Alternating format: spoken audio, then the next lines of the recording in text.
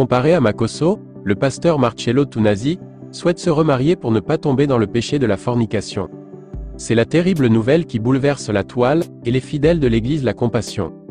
Quelques mois après le décès de son épouse Blanche Tuna, Marcello Tunasi se sent déjà un peu seul et a besoin de la chaleur féminine pour prendre soin de lui et de ses enfants. Par conséquent, il pense déjà à se remarier.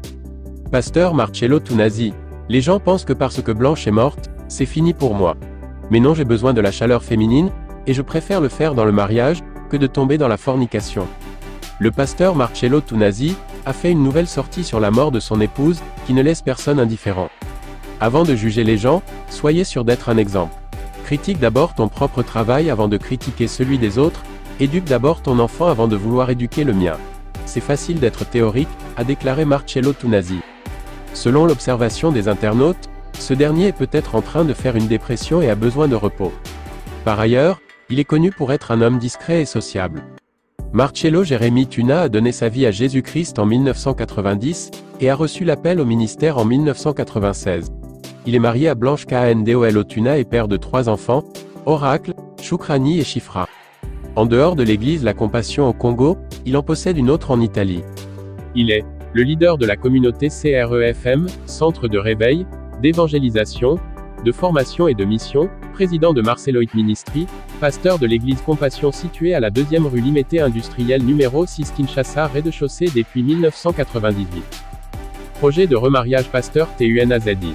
Que Dieu t'aide à te remarier Marcello, je le dis partout, je n'ai pas reçu le don du célibat et je ne vais pas tarder dans le célibat, et vous avez la primeur d'avoir ma confirmation, ma vie prêche et j'aimerais toujours prêcher par ma vie, et des fois dans l'église du Congo, on a des doctrines qui ne sont pas bibliques que Soki Olingaki Mutu, il faut au Sala 5 ans, a déclaré le pasteur titulaire de l'église La Compassion.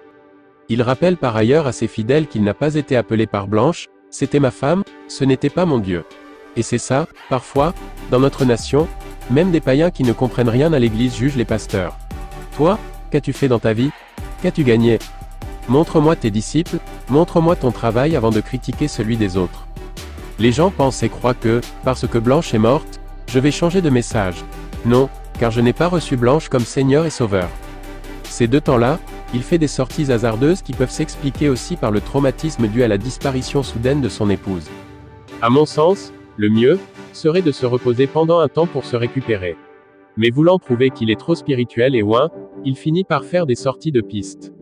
Il oublie que l'homme est corps et esprit, et qu'il ne faut pas négliger ce côté chair, car il a une très grande influence sur l'homme et Dieu lui-même le sait bien. Je pense que le doyen a besoin de prendre un repos sabbatique. Quand tu endures un traumatisme, il faut savoir prendre du recul et créer de la paix autour de toi. Un homme de Dieu reste un être humain. Ces récentes sorties publiques me laissent un peu perplexe. Les propos du pasteur Marcello Tunasi relatifs à son remariage a créé une polémique sur la toile. Lors de son passage à la Grande Action évangélique, activité spirituelle organisée par le groupe évangélique de l'amphithéâtre, REA, à l'université de Kinshasa, que le pasteur a tenu des propos clairs sur son avenir matrimonial, alors qu'il présentait son livre intitulé « Principes pour le choix du conjoint », l'homme de Dieu a laissé entendre que son remariage interviendra dans un proche avenir.